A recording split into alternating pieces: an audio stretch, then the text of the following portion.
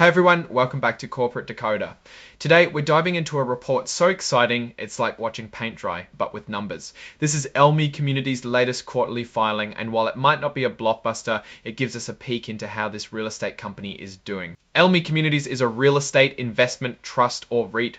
Think of it as a company that owns a bunch of apartment buildings, mostly in the Washington, D.C. area and the Sun Belt, which are states in the South like Florida and Texas. They make money by renting out apartments. To keep their special tax status as a REIT, they have to give out most of their income to shareholders. This report covers the first 3 months of 2025. If you appreciate getting straight insights from corporate documents, make sure you're subscribed. Also, join our Discord channel in the description where you can talk to others about the report and more. Let's get to the numbers, focusing on the important stuff. They had about $88 million in beneficial interest, also known as common stock, at the end of 2024, and about $882 million 24 and about $882 million in March of 2025. Think of this as how much money the shareholders own of the company. They also had about $31 million in accounts payable and other liabilities, meaning debts and obligations for the first quarter of 2025. Which were about $36 million at the end of 2024. It tells you that there was a slight decrease from the previous quarter. Now let's look at how much money they made. Real estate rental revenue, the amount they got from rent was about $61 million in the first 3 months of 2024. It was about $59 million. So there was an increase of $2 million in revenue. Their loss per share, how much they lost for each share held, was about 5 cents a share. Last year, it was 4 cents a share. While they made more revenue, it seems to have cost more to operate, resulting in a bigger loss per share. Other than the basic financials, they also have something called other comprehensive income, which includes things like gains or losses on interest rate hedges. These gains and losses impact the total money they have. They were hedging against changes in interest rates. If you are lost, just think of it as an insurance payment to protect against interest rates going up.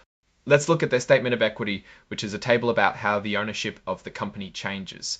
They started the year with about 88 million shares outstanding, issued some more to share grants with benefits, and end up with 88.1 million shares. Most importantly, their dividend was 18 cents per share. Dividend, put simply, is money they pay to investors. Now let's examine the company's cash flow, or what's coming in and out. They started the quarter with about $8.6 million in cash, but then we see they had a net loss of about $4.6 million plus some other income. Depreciation, where the value of assets like buildings goes down, was about $23 million, and they paid $11 million in interest.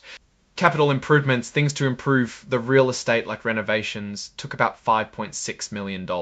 Dividends paid out about $15.8 million. At the end of it all, they ended up with about $8.9 million in cash. While they started and ended with similar amounts of cash, they spent a lot during those 3 months. They also have a section about debt, which is money they owe.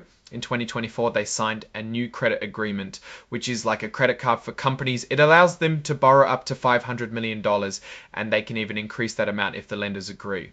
The money they borrow has interest, and they have to pay a fee just to have this credit line open. At the end of March, they had borrowed $82 million from this credit line. They have interest rate swaps, which are agreements to exchange interest payments. They're used to protect against interest rate changes. They also have the fair value table with the interest rate swaps. That amount is the value or cost if they sold it today. Then they have stock-based compensation, which are benefits they give to people working there in the form of stocks. All in all, about $1.4 million. Think of it as giving employees part ownership in the company instead of just cash. Finally, they calculate how much money they have in what's called earning per share. This is what they lost in this quarter, and it's negative 5 cents per share. Last year, it was only 4 cents per share. They have a section where they discuss what they call net operating income, or NOI. This is real estate money they earned minus the real estate cost. This number is what the executives use internally to measure how they are doing. For the residential part of the business, rental money for the first 3 months of 2025 was $57 million.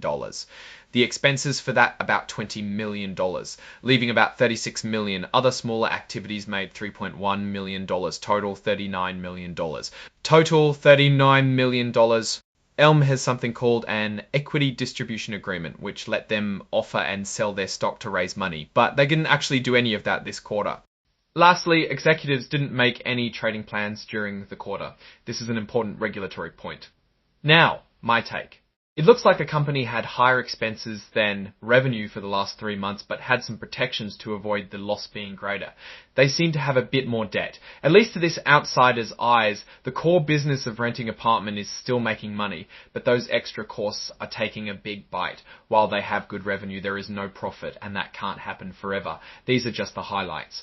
For details, check the report yourself. Alright, that's our breakdown of Elme's latest filing. What's your take on these numbers and what they signal for the company's future?